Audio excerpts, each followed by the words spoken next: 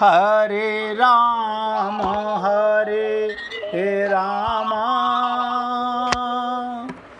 राम राम हरे हरे, हरे कृष्ण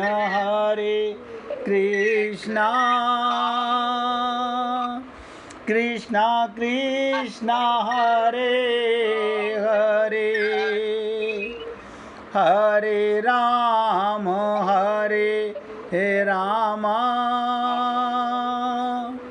राम राम हरे हरे, हरे कृष्ण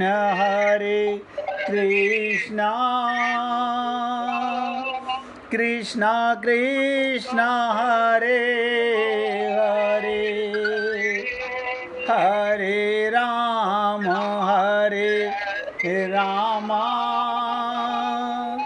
राम राम हरे हरे। सभी पुण्य आत्मा पूरी एकाग्रता से समझिएगा, माया से हम पार कैसे हो सकते हैं, और हनुमान जी शंकर भगवान हैं, वो इस सुरसा से पार कैसे हो सकते हैं। देवता भी हमारी परीक्षा लेते हैं, और आप और हम लोग तो देवताओं के गुलाम बने हुए हैं। तो क्या सुरसा देवताओं के द्वारा भेजी जाकर हनुमान जी को खाने का प्रयास करती है। मैंने कहा ये बात समझ नहीं आती, इसका रहस्य क्या। राजकुमार जी ने बताया कि वो परीक्षा लेने आई थी। उनके हिसाब से सत्य है कि चौपाई पढ़ कर के उसमें जो अर्थ लिखा होता है उसका यही तात्पर्य है। जीवन में हम बहुत ध्यान से सुनो, जीवन में आप और हम लोग 3 प्रकार की प्रवृत्तियां का खेल देखते हैं। 3 प्रकार के माया के 3 गुण हैं। क्या? सात्विक, राजस और तामस। देखो, दोनों का प्रश्न का जवाब एक साथ ही दे रहा हूं कि माया से दूर कैसे होंगे। सात्विक माने क्या? मंदिर जाना, पूजा करना, जप तप व्रत करना, प्रसाद चढ़ाना, तीर्थों में जाना, गीता भागवत रामायण पढ़ लेना, ये सात्विक गुण हैं। और आप कहोगे हमने तो ये, लेकिन आपने ये कभी नहीं सुना किसी संत महात्मा से। ये माया का गुण है, ये भी अभिमान का गुण है, ये भी फंसाता है, आपके मन को संतोष दे देता है। अब हम पूजा कर तो लेते हैं, अब ऐसे हमें हमारा मन क्या कहता है, हम सत्संग सुन तो लेते हैं,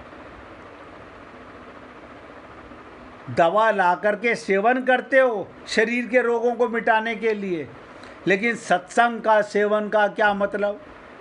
सुनना सत्संग का सेवन नहीं है, सत्य का संग, ये सत्संग है।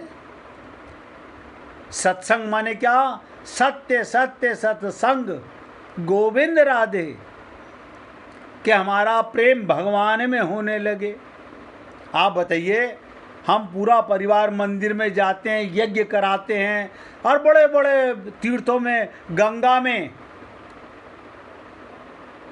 ब्राह्मणों से संकल्प करा रहे हैं, तर्पण पता नहीं क्या क्या। ये सात्विक गुण तो हैं, और रजोमयी गुण भी होता है। आपने देखा, सत्व गुण से नीचे एक रजोगुण होता है और एक तमोगुणी होता है।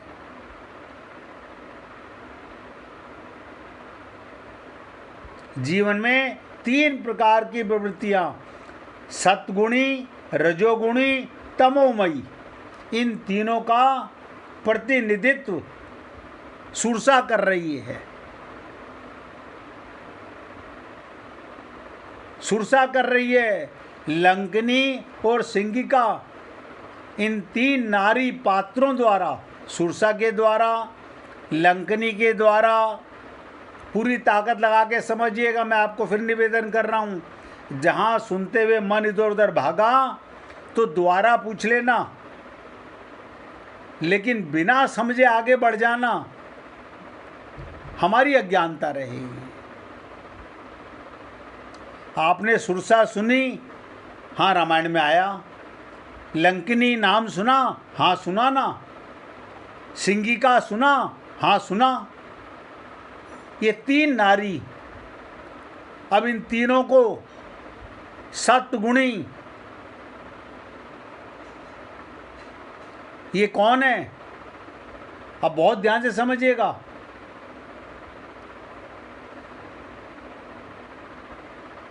ये हम में अधिकांश जानते हैं कि रजोगुणी और तमोगुणियाँ व्यक्ति का विनाश होता है, सब जानते हैं। जो व्यक्ति धन का भूखा, माया का भूखा, उसका विनाश होगा। पर ये नहीं जानते, मैं जो आपको बताने चाहता हूँ, सत्गुणी प्रवृत्ति भी माया का गुण है, माया का गुण है, उसके विनाश का कारण बन सकती है। आज तक कोई पहली बार हम सत्संग नहीं सुन रहे हैं, हर जन्म में सुना होगा, लेकिन संत महात्माओं से क्या सीखा? अब पूजा कर लिया करो घर में, पाठ कर लिया करो घर में, और हमने ऐसा करना चालू कर दिया, ज़्यादा किया, माला जपना शुरू कर दिया, तीर्थों में जाना शुरू कर दिया, नदियों में स्नान करना शुरू कर दिया। ये सात्विक गुण भी फंसाने वाला गुण है। ये ज़्यादा से ज़्यादा क्या करेगा? देवताओं के पास भेज देगा, स्वर्ग लोक भेज देगा, भगवान के लोक में नहीं भेज सकता। ये माया के गुण हैं। ये तो सभी जानते हैं, लंकिनी और सिंगिका खा जाती, ये राक्षसी हैं, पर ये बहुत कम लोग जानते हैं, सुरसा भी व्यक्ति को खा जाती है। ये सत्वगुण भी व्यक्ति का जीवन समाप्त कर देता है। मैं आप लोगों का पूरी तरह से ध्यान करना चाहता हूँ और ये बताना चाहता हूँ, इस पे लंबी चर्चा चलेगी। क्यों? केवल इतना सुनने से क्या पूजा करना पाप है? हमारे मन में प्रश्न होगा, क्या मंदिर जाना पाप है? मैं कहूँगा नहीं। तो अभी तो आप कह रहे हो सत्गुणी, ये सत्गुण में आते हैं। आप शरीर से मंदिर जाते हो या आत्मा से मंदिर जाते हो? आप सोच के देख लीजिए। आप शरीर से पूजा करते हो या आत्मा के होने से शरीर पूजा करता है? आत्मा पूजा करते समय आपको आत्मा की अनुभूति होती है या शरीर की अनुभूति होती है? अगर पूजा करते हुए आपको पता रहता है मैं स्त्री हूँ, मैं पुरुष हूँ, मैं ब्राह्मण हूँ, मैं क्षत्रिय हूँ, तो ये तो माया की पूजा हो रही है। पूजा पाप नहीं, भक्ति पाप नहीं, मंदिर जाना पाप नहीं, लेकिन शरीर मैं मान के जाना पाप है। इसीलिए संत महात्मा की शरणागति आवश्यक है, जहां मन बुद्धि का सरेंडर किया जाए। वो हम करते नहीं। हम सुनने के बाद भी, मैं बार बार कहता हूं, हम बुद्धि के कटोरे में घुमाते रहते हैं शब्दों को, और अपनी बुद्धि से जो डिसीजन निकालते हैं वो मान लेते हैं। और मैंने कहा सुरसा भी व्यक्ति को खा जाती है। ये सत्गुण भी हमारे जीवन को रुकावट है भगवत प्राप्ति में। अब आप कहेंगे हमने तो बचपन से यही सीखा है। वही संत महात्माओं का संग तो हम सबको कभी न कभी मिला ही है, या तो मिला नहीं, या हमने किया नहीं, या सत्संग हमने पिया नहीं, दवा कर समझकर सेवन नहीं किया, हमें आत्मज्ञान नहीं हुआ। इन तीनों बातों में से कोई एक बात पूर्ण सत्य होगी। अगर आपको अपना पता चल गया तो अपने का पता चल गया। अपना पता चल जाए कि मैं कौन हूँ तो मेरा कहीं दूर नहीं है, मैं के साथ मेरा चिपटा हुआ है। वो ऐसा प्रेमी कभी नहीं जाता दूर, हो नहीं सकता। लेकिन 99% लोग सत्य गुण के अंदर फंस के रह जाते हैं। आपसे निवेदन करना चाहता हूं। अब आप कहोगे ये तो कभी हमने सुना नहीं, तो ये तो सुना होगा गीता में कि देवी ईशा गुणमयी मम माया। हाँ, ये तो सुना है हमने कि भगवान कह रहे हैं माया मेरी दासी है। ऐसे ये देवताओं की दासी है सुरसा, ये भी परीक्षा लेने आती है और माया भी हमारी परीक्षा लेने आती है। हम हर जन्म में फेल होके जाते हैं और पाना हर खाली ये सोच लेने से हमने जगत गुरु को गुरु बना लिया, उससे क्या होगा? तुम जगत गुरु बन जाओगे।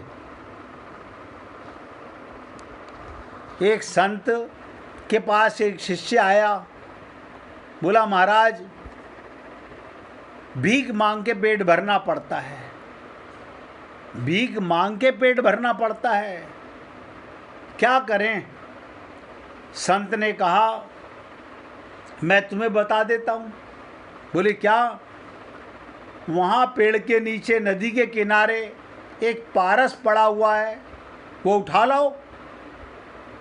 अच्छा ठीक है गुरुजी, अब क्या करें? उस पारस को लोहे से छुआओ, वो सोना बन जाएगा। हैं? सोना बन जाएगा? ये तो कमाल हो गया। गुरुजी क्या मन में आया? गुरुजी अगर आपकी बात सच निकली तो मैं केवल अपना उद्धार नहीं करूंगा, देखो खोपड़ी में क्या, गुरुजी आपका भी कल्याण करूंगा, आपके लिए भी बहुत बड़ा आश्रम, आपके लिए भी महल। वो गया, पारस मिला, ध्यान से सुनो, पारस मिला, घर भागा भागा गया, घर भागा भागा गया और घर जाकर किसी लोहे के टुकड़े पर चिपका के देखा, पहले सोना बन गया। उसकी पत्नी कहीं सत्संग में जाती थी, उसने सुना हुआ था किसी संत के मुख से, पारस रु संत में बड़ो ही अंतर जान, पारस तो कंचन करे संत करे आप समान। बहुत गहरा भाव बताने जा रहा हूँ, बार बार टोकना पड़ता है क्योंकि हमारा मन इतना हरामी है, सत्संग सुनते सुनते इधर उधर भाग जाता है। क्या मतलब हुआ इस बात का? तो वो बोली जिस संत ने आपको पारस बता दिया, हाँ बताया ना संत ने, क्या उस संत को इस पारस का नहीं पता था? हाँ पता था। तो तुम समझे नहीं कि संत के पास पारस से भी ज्यादा कोई बहुमूल्य चीज है। वो भागा भागा आया, गुरुजी मुझे नहीं चाहिए पारस, मुझे नहीं चाहिए, मेरी पत्नी ने मुझे ज्ञान करा दिया, मुझे तो जो आपके पास है वो प्रेम चाहिए, वो भक्ति चाहिए। अब आप सोचिएगा, आप हम लोग मंदिर में, मैं कई बार जब बोलता हूँ 99% लोग संसार मांगने जाते हैं, शरीर का सुख मांगने जाते हैं। अब परमात्मा से परमात्मा कैसे मांगोगे? आप बताओ, सामने परमात्मा विराजमान है, आप कहोगे हाँ परमात्मा विराजमान होता है वहाँ, तो परमात्मा से परमात्मा कैसे मांगोगे? आप कहोगे परमात्मा के पास तो हम आ ही गए। हम क्या मानते हैं? शरीर मान के जाते हैं, संसार मांगते हैं। तो ये देवताओं का काम है।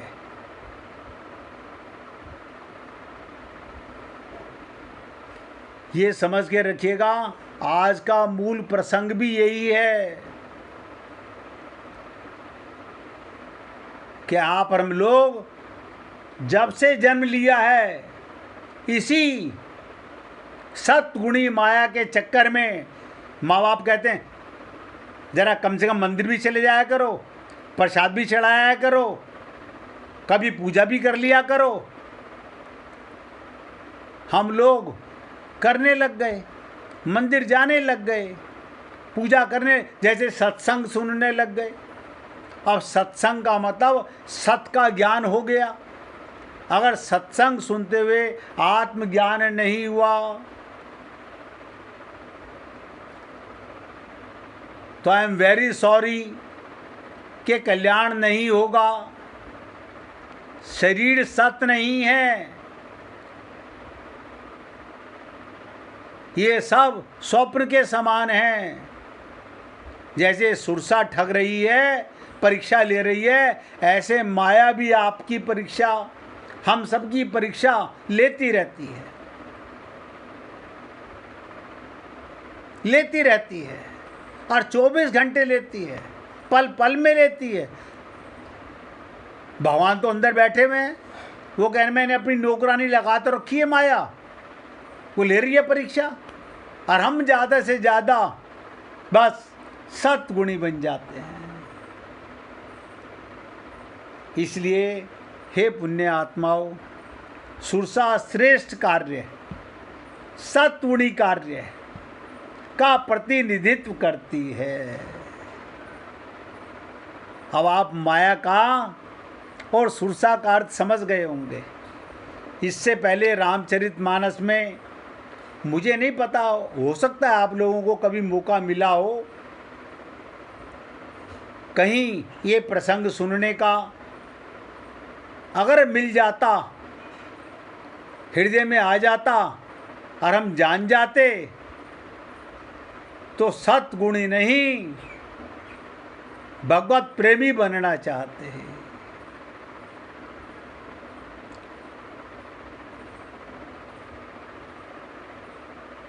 तो क्या प्रश्न पैदा होता है, तो क्या सतगुणी कार्य व्यक्ति को विनष्ट नहीं करते? आप सोचिएगा, ये सतगुणी प्रवृत्ति जिससे हम श्रेष्ठ कार्य करते हैं, सतगुणी प्रवृत्ति से अच्छे काम करो, नेक कार्य करो, परोपकार और सेवा कार्य करते हैं, धर्म का कार्य करते हैं, उस व्यक्ति के पतन का भी कारण बन सकती है। मैंने आपसे कहा था आज मेरा पूरा जोर रहेगा इस बात पर, पूरा जोर रहेगा।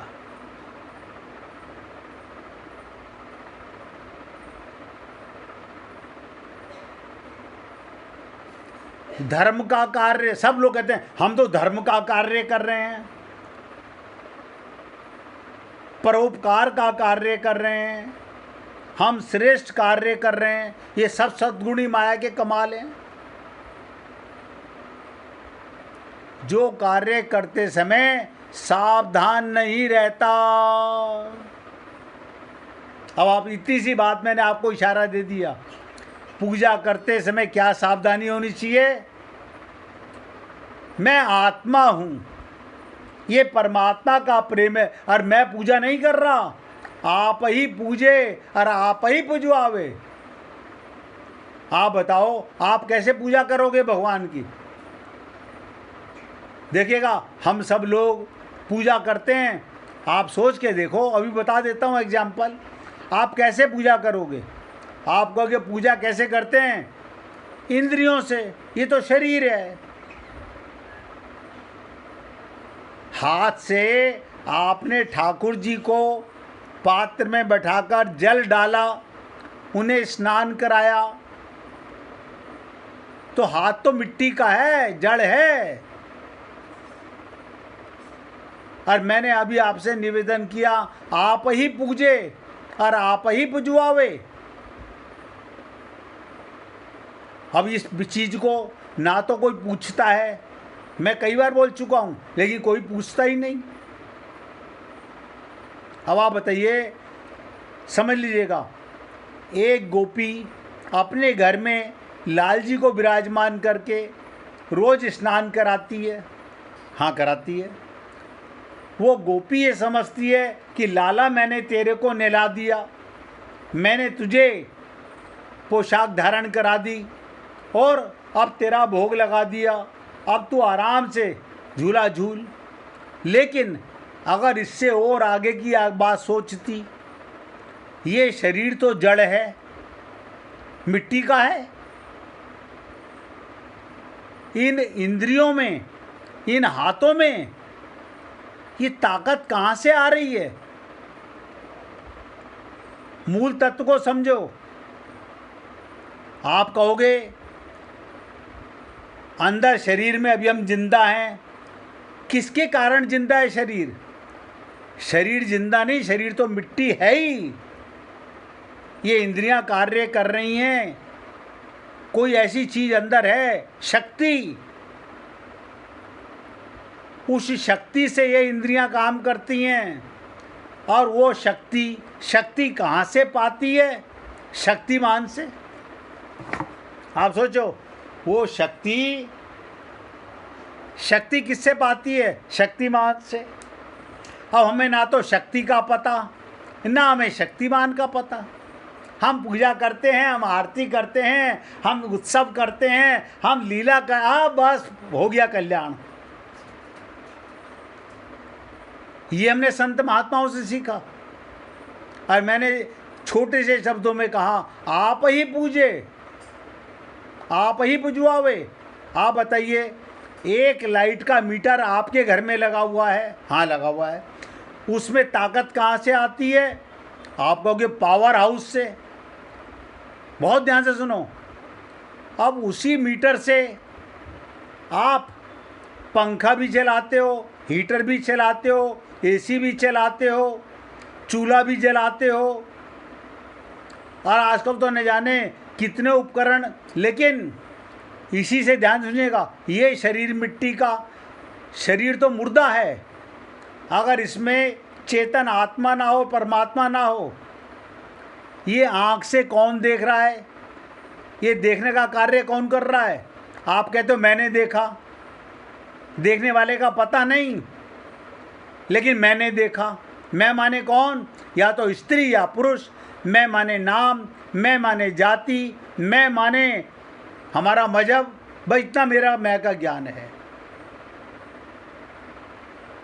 मैं किसी को ये नहीं कहता हूँ पूजा मत करो, लेकिन पूजा करते समय ये महसूस करो कि लाला आज जाना तेरी रुखसार पे तिल का मतलब, कि अरे मैं ऐसे ही भ्रम पाल रही थी।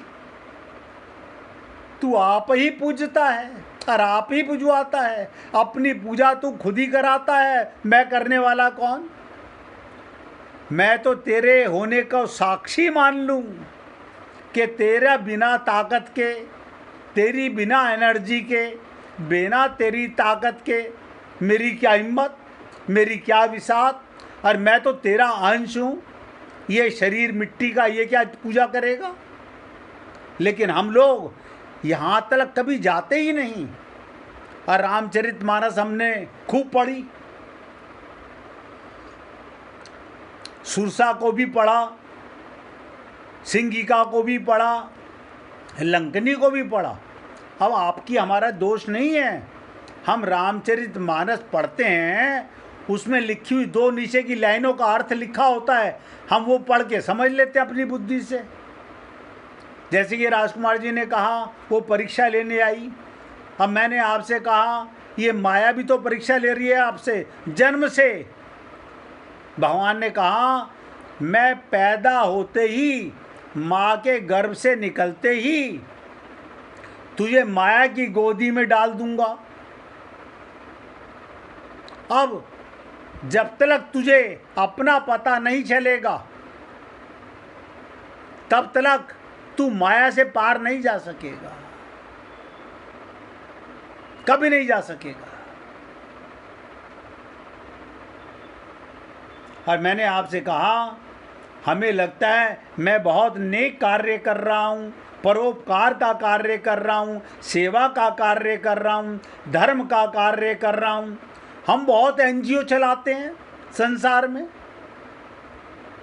उस व्यक्ति के पतन का भी कारण बन सकता है जो कार्य करते समय सावधान नहीं रहता। बस इतनी सी बात है।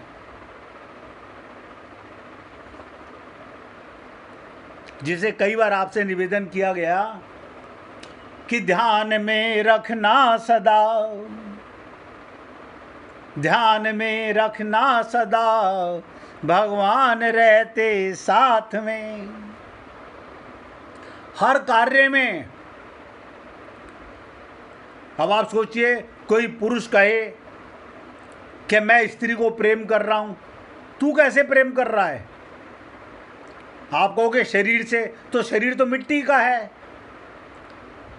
मैंने कहा ना आप ही पूजे आप ही पुजवावे, सब कुछ परमात्मा की कृपा से होता है। वो आप ही बीज बना है, आप ही वृक्ष बनेगा, आप ही फूल बनेगा, आप ही फल बनेगा और आप ही खाएगा। ये लीलाएं इतनी आसानी से समझ नहीं आती। ये कब समझ आती हैं? जब अपनी खोपड़ी को ना लगाकर संत की खोपड़ी में अपनी खोपड़ी मिला दी जाए, मिला दी जाए।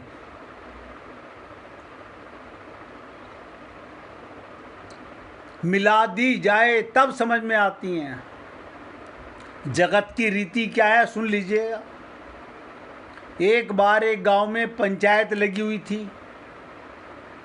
वहीं थोड़ी दूर पर एक संत ने अपना बसेरा किया हुआ था।